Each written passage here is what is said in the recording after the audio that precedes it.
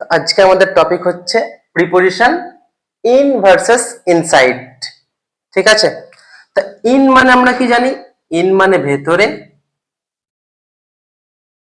Inside মানেও কি জানি আমরা? ইনসাইড মানেও ভেতরে। দুটোর মানে একই হলেও এর মধ্যে সূক্ষ্ম একটা পার্থক্য আছে। ঠিক আছে, সেটা আজকে আমরা বোঝার চেষ্টা করব।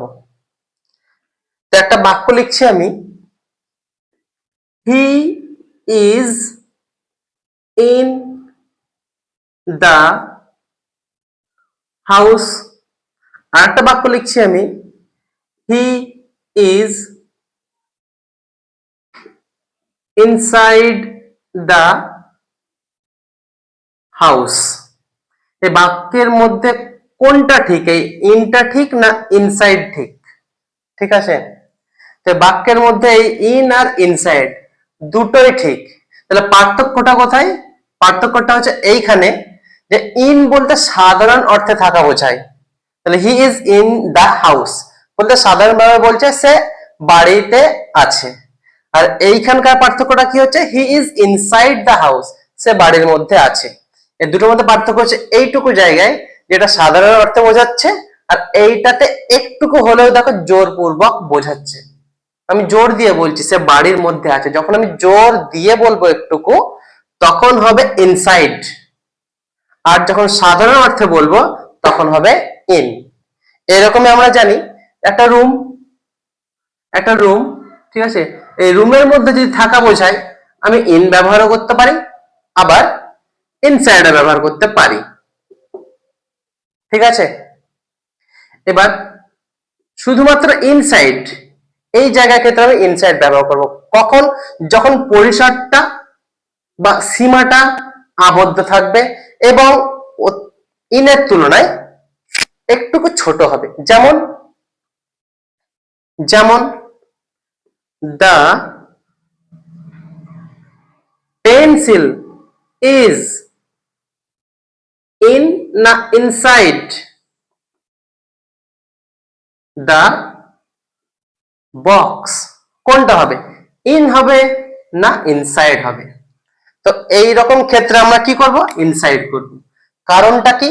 কারণ পেন্সিলটা একটা বক্সের মধ্যে আবদ্ধ আছে, আর বক্সটা কিরকম হয় আমরা জানি, পেন্সিল বক্স কিরকম হয়। পেন্সিল বক্স নিশ্চয় এই রুমের মতো অতটা বড় হয় না, দেখো তার থেকে অনেক অনেক অনেক ছোট হয়। তখন আমি কি ব্যবহার করব? ইনসাইড। নিঃসন্দেহে আমি কি ব্যবহার করব?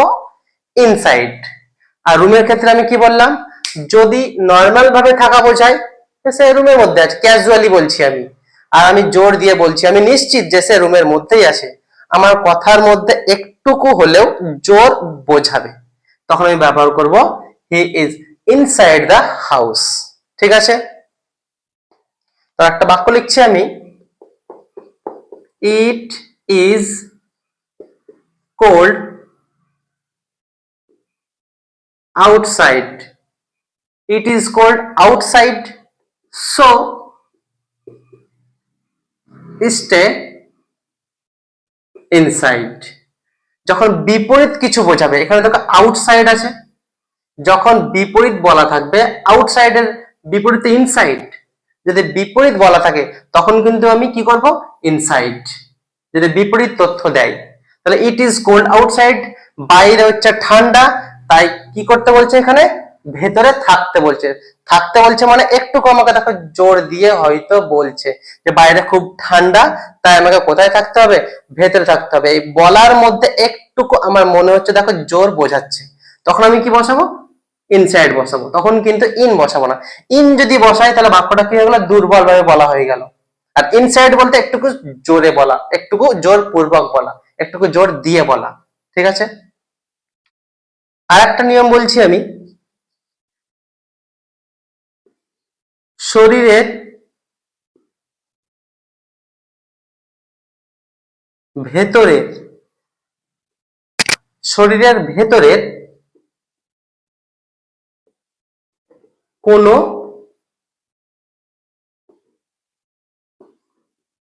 অংশে কিছু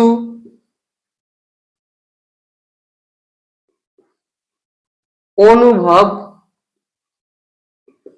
করা। শরীরের ভেতরে কোনো অংশে কিছু অনুভব করা বোঝালে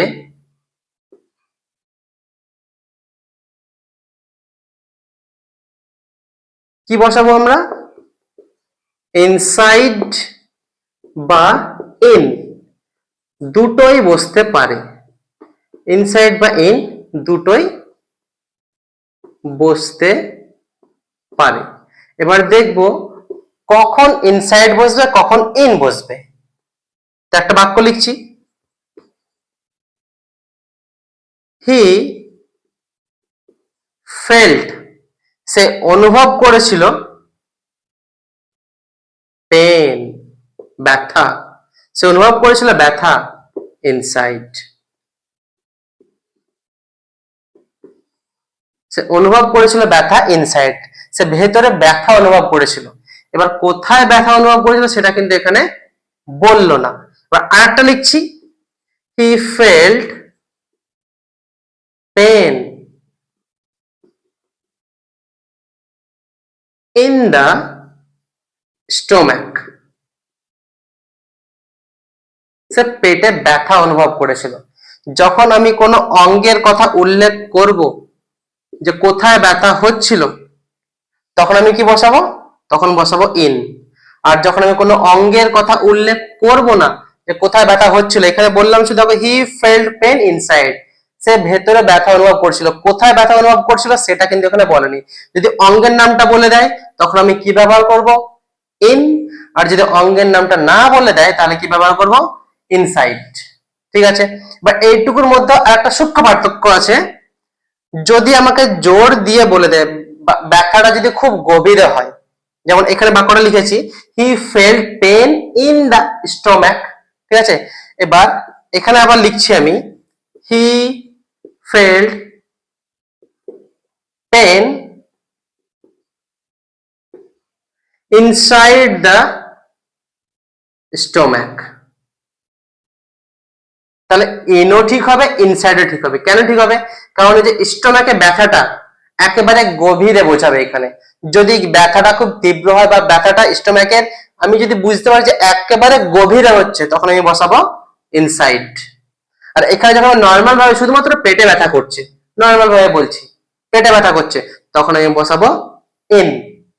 ঠিক আছে, আর একটা বাক্য লিখছি আমি, he felt pain in the chest, he felt pain in the chest সে বুকে ব্যথা অনুভব করেছিল। আর সেই একই বাক্য he felt pain inside the chest, এখানেও কিন্তু ইনসাইড আমি বসাতে পারি। কখন? যদি বুকে ব্যথা করছিল, বুকের উপর দিকে ব্যথা হতে পারে, আবার বুকের ভেতরের দিকেও কিন্তু ব্যথা হতে পারে। সেটা আমাদেরকে বুঝতে হবে যে বুকের উপরের দিকে ব্যথা না বুকের ভেতরের দিকে ব্যথা। যদি আমরা বুঝতে পারি যে বুকের ভেতরে বা খুব গভীরে ব্যথা তখন আমরা ব্যবহার করব ইনসাইড। আর যদি ভাবি বা আমাদের মনে হয় যে বুকের উপরে একটু ব্যথা তখন আমরা ব্যবহার করব ইন। বোঝাতে পারলাম? তো এখানে কয়েকটা বাক্য নিয়েছি যে বাক্যগুলো সলভ করলে মনে হয় ইন ভার্সেস ইনসাইড কমপ্লেক্সনটা অনেকটা দূর হয়ে যাবে। ঠিক আছে, তো বাক্যগুলো দেখো, keep the paper dash the envelope, এখানে ইন ব্যবহার করব না ইনসাইড ব্যবহার করব। আগে আমরা জানছি ইনসাইডের কি পরিসরটা একটু বড়, ইনসাইডের পরিসর অনেকটা ছোট, প্লাস ইনসাইডটা কেমন থাকবে? আবদ্ধ অবস্থায় কিন্তু থাকবে। আর ইনটা কিন্তু আবদ্ধ অবস্থায় নাও থাকতে পারে। ঠিক আছে, তাহলে কিপ দ্য পেপার কি ব্যবহার করবো? এখানে এনভেলপের মধ্যে রাখতে বলেছে। এনভেলপ কেমন হয়? এনভেলপ কেমন হয়? এরকম দেখতে হয়, এরকম দেখতে হয়। যখন আমি এনভেলপের মধ্যে পেপারটা রেখে দেবো তখন কিন্তু আর পেপারটা কিন্তু দেখা যাবে না। তাহলে আমরা কি বসাবো সেখানে? ইনসাইড। ঠিক আছে, ইন কখন ব্যবহার করতাম? যদি পরিসরটা বড় হতো, ঠিক আছে, আর যদি আবদ্ধ অবস্থায় না থাকতো তাহলে আমরা ইন ইন ব্যবহার করতাম। আর আরেকটা কথা মনে হচ্ছে, দেখো এখানে কিপ বলেছে, এখানে মানে কেউ ধরো অর্ডার দিচ্ছে, দেখো keep the paper dash the envelope, এনভেলপের মধ্যে পেপারটা রাখো। অর্ডার যখন দিচ্ছে মনে হচ্ছে তখন এইটা আমরা ভেবে নিতেই পারি যে অর্ডারটা একটু জোরপূর্বক দিচ্ছে বা নর্মাল ভাবে দিচ্ছে না। ঠিক আছে, দুটো ভাবনা আমরা এখানে ভাবতে পারি। একটা হচ্ছে এনভেলপ যেহেতু ছোট জিনিস হয় ছোট জিনিসের মধ্যে একটা পেপারকে রাখতে বলছে, পেপারটা রাখার পর সেটা কিন্তু আর দেখা যাবে না বাইরে থেকে, তখন কি হয়ে গেল, ইনসাইড। ঠিক আছে, আর একটা ভাবে ভাবতে পারি কি, মানে রাখতে বলছে, যখন রাখতে বলছে তার মানে কেউ আমাদেরকে কি দিচ্ছে, আদেশ দিচ্ছে। ঠিক আছে, আদেশ যখন দিচ্ছে তার মানে আদেশের মধ্যে একটুকু জোর নিশ্চয়ই থাকবে। ঠিক আছে, তো কি বসবে আমাদের, ইনসাইড। তারপরটা তাহলে ইট ওয়াজ রেনিং, বৃষ্টি হচ্ছিল, সো উই স্টেড, তাই আমরা থেকে গিয়েছিলাম, ড্যাশ দ্য হাউস, কোথায় থেকে গিয়েছিলাম, বাড়ির মধ্যে। তাহলে বিপরীত বোঝাচ্ছে, দেখো কিছু, বৃষ্টি হচ্ছিল তাই আমরা বাড়িতে থেকেছিলাম, থাকতে ও কিন্তু বাধ্য হয়েছিল। ইনের মধ্যে সেটা কিন্তু বাধ্য হওয়া বোঝাবে না, অতটা বাধ্য হওয়া বোঝাবে না, কিন্তু ইনসাইডের মধ্যে একটুকু হলে বাধ্য হওয়া বোঝাবে। দেখো বৃষ্টি যদি না হতো সে কিন্তু বাড়িতে থাকতো না, বৃষ্টি হয়েছিল বলেই সে কিন্তু বাড়িতে ছিল। ঠিক আছে, তো এখানে কি বসাবো, ইট ওয়াজ রেনিং, একটু বিপরীত যদি অবস্থা বোঝাই কি বসাতে হবে আমাদেরকে, ইন না ইনসাইড, ইনসাইড আগেই বলেছি। তাহলে it was raining, so we stayed inside the house. তারপর একটা, the money is dash the wallet, সে একই ব্যাপার। দেখো এনভেলপের মধ্যে থাকা এই পেপারটা আর ওয়ালেটের মধ্যে থাকা মানি, দুটোই কিন্তু দেখো ছোট জিনিস, ছোট জিনিসের মধ্যে আবদ্ধ অবস্থায় আছে। এখানেও আমরা কি বসাবো, ইনসাইড, ইনসাইড দ্য ওয়ালেট। তারপরে বাক্যটা, she is dash the kitchen, সে রান্নাঘরে আছে। রান্নাঘরটা মনে হয় না যে খুব ছোট, দেখো এনভেলপ যেখানে যেখানে ওয়ালেট, সেই তুলনায় রান্নাঘরটা দেখো ওর থেকে অনেকটা বড়। ঠিক আছে, তো এখানে কি বসাবো, she is in the kitchen. ঠিক আছে, the cat is dash the room, বেড়ালটা রুমের মধ্যে আছে, বেড়ালটা রুমের মধ্যে আছে। বেড়ালটা দেখো খুব ছোট রুমের তুলনায়, আর রুমটা বেড়ালের তুলনায় অনেকটা বড়। নর্মাল ভাবে বলছি, দেখো the cat is in the room. এবার তার পরের বাক্যটাই কি বলছে, the cat is dash the cupboard, বেড়ালটা হচ্ছে কাবার্ডের ভেতরে। কাবার্ডটা কিন্তু ছোট হয়, দেখো ও কোথায় রুম আর কোথায় কাবার্ড, রুমটা বড় পরিসর তার জন্য ইন, কাবার্ড ছোট পরিসর, কি বসে যাবে, ইনসাইড, ইনসাইড। কাবার্ডটা কেমন থাকে, কাঁচ লাগানো অবস্থায় থাকে, তার মানে ভেতরে আছে। তারপরেরটা, he is dash the room, he is dash the room, সে রুমের মধ্যে আছে, কি বসাবো, in, he is dash the room. Inside কি বসবে না, ইনসাইড বসবে। যদি কোনো ধরো কোনো একটা জায়গায় প্রোটেস্ট হচ্ছে, ঠিক আছে, ওই প্রোটেস্টে কেউ দাবি করছে যে ওই ব্যক্তি ঘরের মধ্যেই আছে, যখন দাবি করছে বোঝাবে বা জোর দিয়ে বোঝাবে যে সে বাড়ির মধ্যেই আছে, তখন সে কি বলবে, he is inside the room. আর নর্মাল ভাবে যদি বলে he is in the room, সে রুমের মধ্যে আছে। ঠিক আছে, তাহলে এখানে কি বলবো, he is in the room. ঠিক আছে, I felt a strange pain dash, একটু আগেই বলা হলো, তাহলে I felt a strange pain dash, যদি কোথায় ব্যথা হচ্ছে এটা যদি না বলে, ঠিক আছে, তাহলে আমরা কি ব্যবহার করব, ইনসাইড। ঠিক আছে, ইনসাইড। আর I felt a pain dash my chest, কোথায় ব্যথা হচ্ছে যদি অঙ্গটার নাম আমাদেরকে উল্লেখ করে দেয়, তাহলে কি ব্যবহার করব, ইন। বোঝা গেল। আর একটা কি, ইনসাইড কি ব্যবহার করা যেত না, ইনসাইড ব্যবহার করা যেত যদি সেই পেনটা অতিরিক্ত হতো। অতিরিক্ত বলতে গভীরে বোঝাতো কিছু, মানে অনেকটা গভীরে, বুকের অনেকটা গভীরে যদি বোঝাতো তাহলে ইনসাইড।